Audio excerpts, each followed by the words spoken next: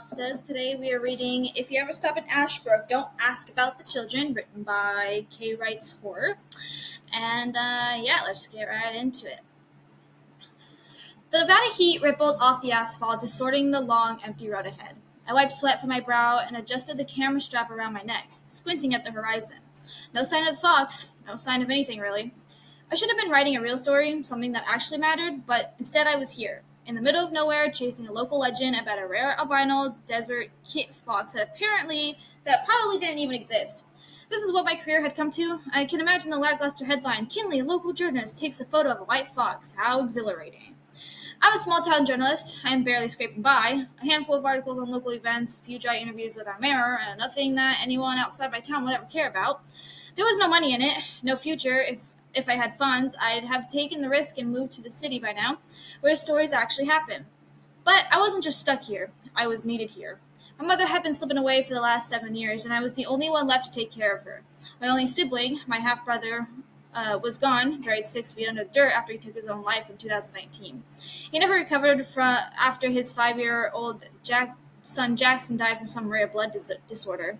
He tried all sorts of strange treatment options, never divulged the details, but I know he tried every method possible. The doctors called it an anomaly, just one of those things. I called it a goddamn nightmare. Rent was due next week, and my savings were a joke. If I didn't land something soon, I was screwed. A viral photo of an exclusive white fox wouldn't change my life, but it might just buy me a little more time. Then I saw her. The lone figure in the distance, walking straight down the middle of the road. No car, no supplies, nothing but a slow, dragging gait and the sweltering heat pressing down on her shoulders. I frowned. The nearest town was 30 miles away. She shouldn't have been there. As she neared, I got my first clear look at her. A woman in her 70s, maybe older. Her clothes were stained with dust and sweat, and her arms thin and snewy?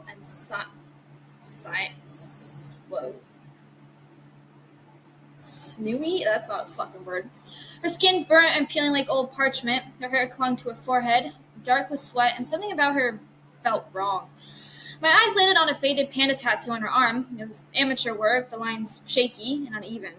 I grabbed out my canteen and jogged towards her, holding a salad. Hey, take this, you need water. She didn't even flinch.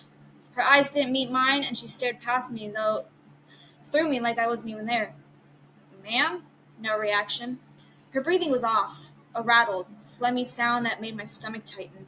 I reached out carefully, placing a hand on her shoulder. Hey, seriously, let me take you to a hospital, or at least let me take you back home. That's when she stopped. Not gradually, not naturally, just stopped, like a malfunctioning doll that had suddenly lost power. The silence between us stretched. Her chest rose and fell with labored breaths, and her skin slick with sweat and dust. Then slowly she turned her head towards me. Her eyes locked onto mine, and I felt my stomach drop. They weren't just tired. They were vacant. Stretched wide in confusion, in fear, like she was just realizing she was here. And then she whispered it. The kids. A chill scraped down my spine. There are no kids. The words barely made it past her lips, as if she were afraid to say them. Where are they? Her voice trembled. Her breathing hitched, and her gaze flickered wildly, as if she were trying to scan the desert for something, as if she expected to see them. I swallowed hard. Kids? I don't... Her body jerked forward as if something snapped inside of her. She grabbed my wrist, her skin her fingers like claws digging into my skin. Where's my baby? She was gasping now, panic gripping her entire body. Her legs shook beneath her, and suddenly she was fighting for air, like a fish thrown into the shore. The kids! They're gone, all of them! Her voice splintered into raw hysteria. Her body convulsed, chest tightened, until my skin burned. Ashbrook, she wheezed out, eyes wild and unfocused. There are no kids in Ashbrook, all of them, gone. And then she collapsed. I barely caught her before she hit the ground. She was still breathing, but it was shallow labored, like something inside her was breaking.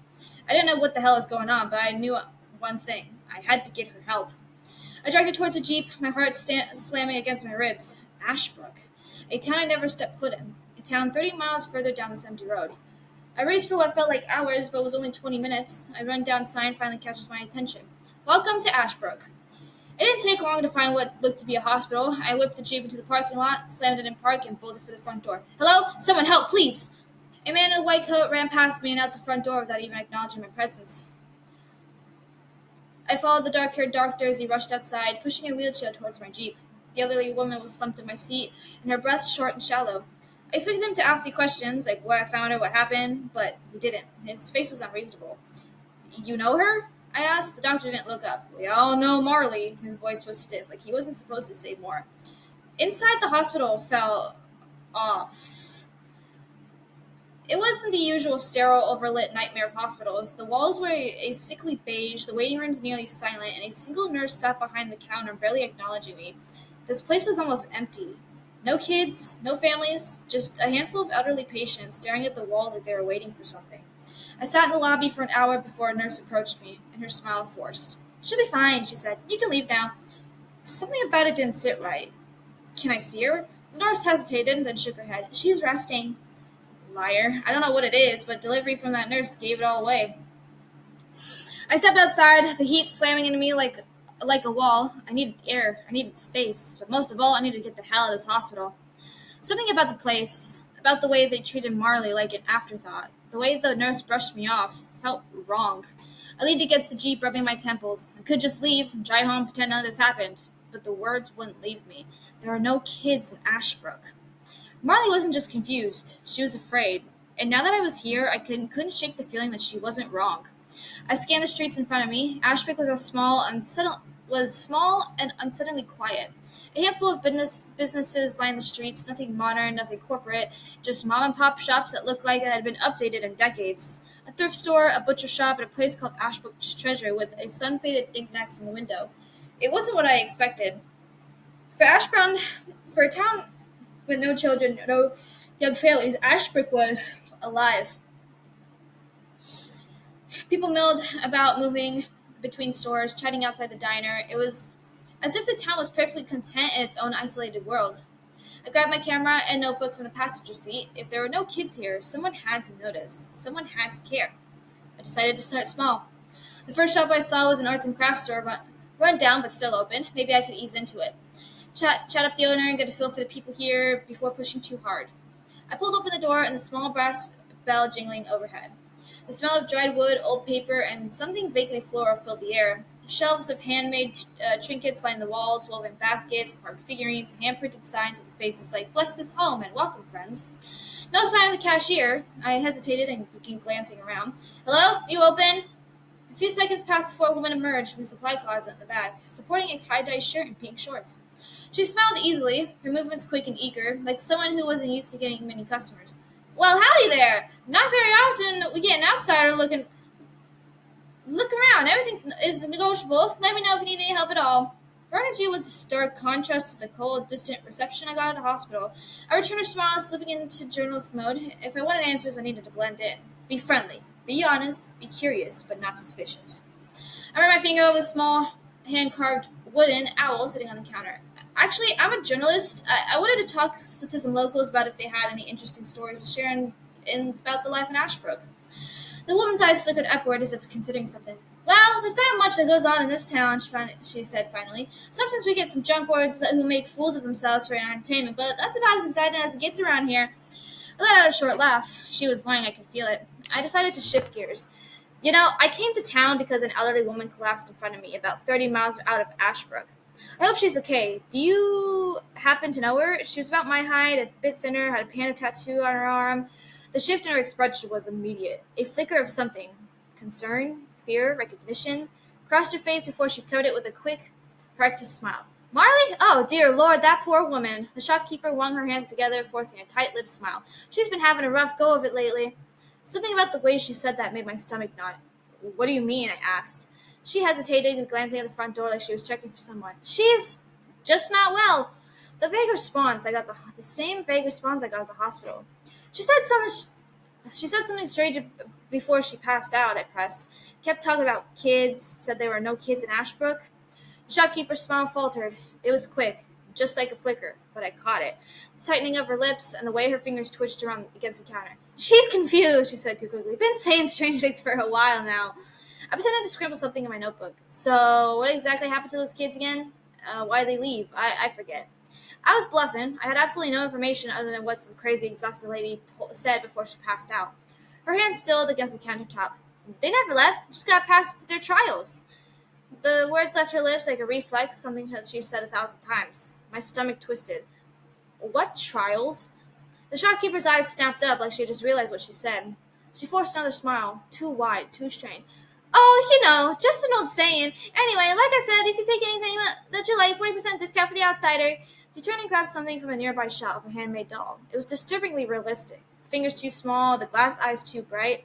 A gift, the shopkeeper had said. It didn't feel like one. My son made this long time ago, but I'd like you to have it. I turned it from side to side, balancing its limbs as if I was appreciating the craftsmanship. There's some kind there's a bit of some kind of dark sludge sleeping through the collar of the doll's small shirt. Someone must have been playing with it outside recently. It surely smelled like it. I crinkled my nose and pulled back slightly to avoid the odor. I wiped the grime off the doll with my shirt sleeve and shoved it into my bag, pushing away the unease curling in my stomach. As I was zipping it back up, I heard something that caught my attention. Across the street, a group of three men stood outside a small government-looking building, something between a courthouse and a town hall. They spoke in low, hushed voices, heads close together, and their conversation was clipped, urgent. I waved goodbye to the shopkeeper and hurried, leaving to get closer. A closer listen to the three men. I slowed my pace, pretending to check my camera settings as I passed by. We'll take him down tonight. You sure you're ready? Counts are already approved. We'll go after dark. A sharp silence followed. I looked up, and they were staring at me. All three of them, still, silent, and their expressions blank. My pulse kicked up, and I forced the usual smile, tapping my camera. A cool old building, I said, gesturing towards the town hall. History buffs love this stuff.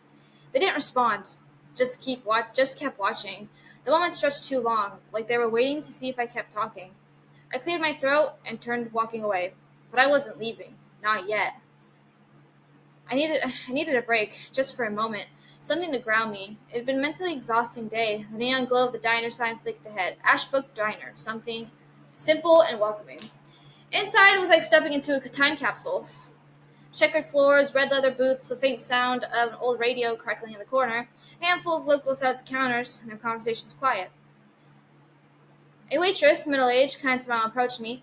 I haven't seen you before, sweetheart. What can I get you? I wasn't in the mood for anything extravagant. Just burgers and fries, medium, well. She hesitated for a second, just a second, then she smiled again. Coming right up. It arrived quickly. I was impressed. It's like they had it ready to go before I even walked in. The smell was intoxicating. Rich, perfectly seasoned, almost unreal. I took a bite. It was absolutely delicious. Better than any burger I've ever had. The juices melted in my mouth, the meat soft and tender. I devoured half of it before I even realized to swallow the first bite. I finished my meal, thanked the waitress, and left. I felt full, satisfied, and almost comforted. That feeling wouldn't last. Hours passed. It was now nighttime. A full moon, not a cloud in the sky. It was beautiful. I wanted to take it all in and enjoy it, but I had work to do. The veil of the night was draping the town in a heavy silence.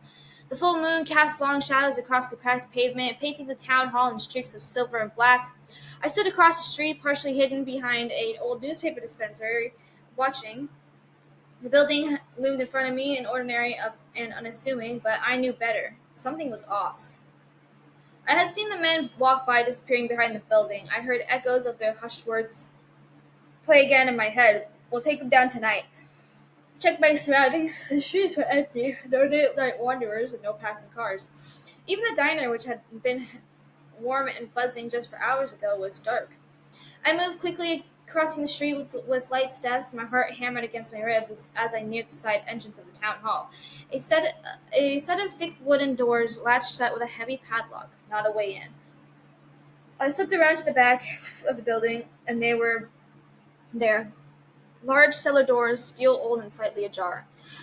I took a slow breath, steadying my nerves, and pulled the doors open. The hinges whined softly, echoing in the still night. A staircase spiraled downward, swallowed in darkness, and the air changed immediately. Dense and humid, thick with a scent of damp earth and something rotten. I hesitated.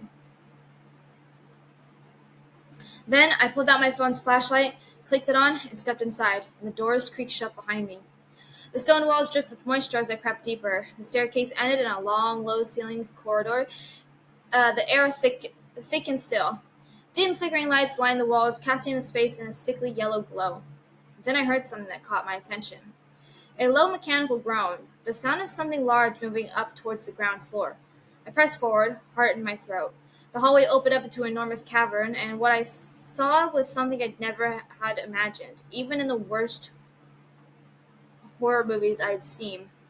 It was some sort of twisted underground factory.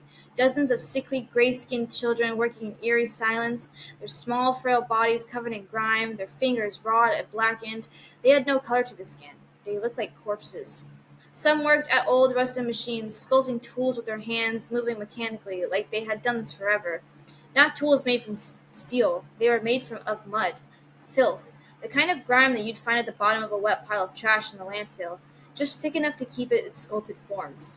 Some kids packaged the filth with their fingers, pressing the dark, wet material into molds, wrapping it and placing it into various containers that were identical to the ones I had seen in the town shop window. And most disturbingly to me was the food. Children combining different piles of that black, disgusting goop together to make recognizable dishes. A sandwich dripping with putrid smell slime, and a container of mud-coated french fries. Some maggots-filled material being crafted into the shape of eggs when they were gently placed into a carton. I couldn't help but gag. Others simply stared ahead, blank-eyed, as if nothing existed beyond this place. My shock had kept me from noticing where the noise was coming from. A massive industrial lift groaned in the center of the cavern, crates of filth loaded onto its platform. Through the gap in the ceiling where the lift came down, I saw them, townspeople, waiting above, receiving the crates and stacking them into storage. Food, tools, clothing, baby dolls not dissimilar from the gift I received earlier. Everything Ashbrook needed. Made from filth by the children of filth. My stomach turned. I could see the varying levels of progression on the table in the storage room above. 3 different stacks of soda cans sitting on a table. The stack on the left was still fully black, dripping with goo. Freshly made, it seemed. The middle stack was still covered in grime, but I could make out the faint letters taking form. The third and final stack looked like to be normal Pepsi that you'd buy at the store. What was this? Before I could even process any of what I'd seen, the heavy slam of a door echoed through the cavern. I ducked behind a crate, heart racing. The councilman entered, dragging a small body bag toward a slab of concrete. I clammed a hand over my mouth. Something moved. Inside a bag, a soft, muffled whimper. They unzipped it slowly. I caught a glimpse of a young, sickly child, his limbs frail and his face half hidden by shadows. 5 or 6 years old, if I had to guess, and he was still alive. I pressed my back harder against the crate, breathing shallow, trying to steady myself. The councilmen were still talking, their voices bouncing off the cavern walls, echoing into the foul air. "You should be fine for the first phase, right?" "Maybe. They all get sick, you know that. It's just the way Ashbrook is." A sharp silence, then a sigh, and the man continued. "As always, if he survives the trials, we'll send him back up. He's old enough to help around town. If not, he can join the rest of them. Now you can go ahead and tell the doctor he's ready for his trials." "Sure thing," the other man in the shadows replied. "I don't envy these kids at all. He's either going to die or he wish he was dead at every day of the next decade. I know he did."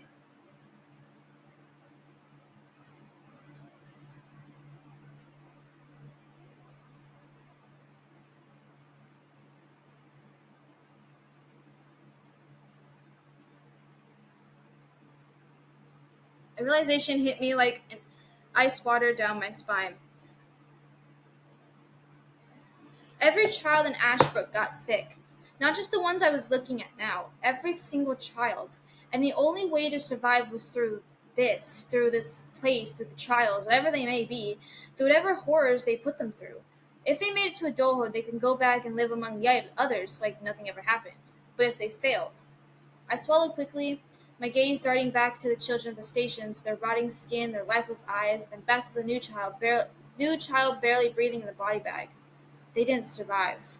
They stayed here, underground, in some limbo between life and death, made to work and craft from the filth in which the town needed. I clenched my eyes shut. After a few minutes, which felt like hours, silence finally returned. The man had left. I was wishing that when I'd opened my eyes, I'd be staring at the ceiling of my bedroom, wishing that this was a dream. I hesitantly squinted through my eyelids. My eyes surveyed the room. I didn't see my ceiling fan. This was no dream. This was hell. I was at a loss, panicked, and I looked around me trying to find some magic answer of the solution. Instead, my sights landed on a familiar figure. My stomach dropped and my heart skipped a beat. A small boy working at one of the stations, his tiny fingers pressing dark material into a small box branded with Ashbrook's logo. He looked sickly and gray like the rest of them. There were wounds on his face and arms. They looked infected like they hadn't been treated for months. Pus was oozing from them, as well as his ears, eyes, and the corners of his mouth. My throat closed and my eyes watered. Jackson. That's Jackson, my nephew. That's impossible. Jackson was dead. I had been to his funeral, and I know he was dead. Yet here he stood, defying all human logic and reasoning. Had my brother taken him here for a cure? Why would he be here? This boy was still alive, was still 5 years old, frozen in time. He turned his head, and his eyes met mine, wide and recognizing. Jackson? I whispered. His breath hitched. A flicker of something human returned to his face. Then, like something inside him snapped, he looked away and kept working, as if he wasn't allowed to acknowledge my presence. Before I could process any of what was going on, the councilmen's voices could be heard coming back down. They dragged yet another body forward, not in a bag this time, but I saw her face. Marley. She was dead, but wrong. Her skin sagged, splitting at the seams, and her panda tattoo hardly recognizable. Vile liquids were oozing from her mouth and eyes, and her body twitched, giving the illusion of life, but I knew better. Nobody could look like that and still be breathing. I watched all the children turn their heads, their eyes locked onto Marley. Slight smiles grew as they put to work and limped past me and straight to Marley. They reached down, tearing into her flesh, eating whatever was within reach of their small hands. The councilmen watched in disgust. She slipped through the cracks, huh? One man said, half laughing. The other man responded more serious. No, she was born here. You're too young to remember. Her parents took her out of town before her trials. She was sick, but they thought that they could get her help somewhere else. We told them it didn't work that way, but they left regardless. Why'd she even come back? The younger man asked curiously.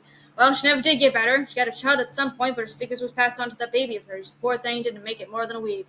She swore we took the baby from her, came looking for him. She couldn't come to terms with reality. Like I said, she was sick. She needed the trials. I couldn't take it anymore. I needed out. A high, sharp scream ripped through the air, and I didn't realize it came from me. I ran. I ran straight to Jackson. I don't know how. I had no control or feeling in my legs, yet they had moved forward. I grabbed him, pulling him to his feet. Come on, we're leaving. And for a moment, he didn't resist. He followed me through the cavern, up the rusted staircase, and out of the cellar. And then Jackson stumbled. He shuddered violently, his body twitching unnaturally. Filth and pus seeped from his pores, his skin melting like candle wax. No. I grabbed him and tried to pull him further. I needed to get him to my car, but his arms dissolved in my hands. His eyes met me one last time. They were full of sorrow, understanding. Then he was gone. Nothing left but rot pulling at my feet. I choked back the tears. They could never leave. None of them could. The children were gone. I raced back to my Jeep and scrambled to grab my keys. Through my shakes, I was barely able to put the keys in ignition. I didn't stop driving, didn't look back, and didn't breathe until I was miles away. I locked myself in my apartment and began writing everything down, trying to make sense of it all. I still hadn't fully processed what just happened. Then, without a moment's rest, a sharp burning pain twisted through my stomach. My hands shook, and I thought it could be anxiety, the fear, but then I remembered. The burger. The perfectly seasoned, melt-in-your-mouth burger. I'd eaten filth. I reached into the sink, but it's too late. Something inside me is rotting, changing. I don't know how much time I have left. I don't know what will happen to me, but I know one thing. I can't outrun the sickness. If you're reading this, please do not go to Ashbrook. Do not eat their food. Do not ask about the children. Just stay home. Write whatever article about that albino fox, whatever you do, and just stay away from that town. Children of filth cannot be saved. Yikes. I don't have anything to say. That's fucking wild. They really need to make, I really wish that they would make, short, horror movies about this stuff, because you know how awesome that would be? Although, it's kind of stupid, because anything that they make based on, creepypastas, like Slenderman, those movies were just fucking trash. But it's someone should really, get onto, making shit about this, because you know how fucking amazing that would be to see. But yeah. Anyways, that is basically it. Let me know what you think down in the comments below. If you're new to my channel, be sure to hit the subscribe button, give it a thumbs up, and hit the bell so you're notified when I make videos, which is daily. I love you guys, and I'll see you guys later.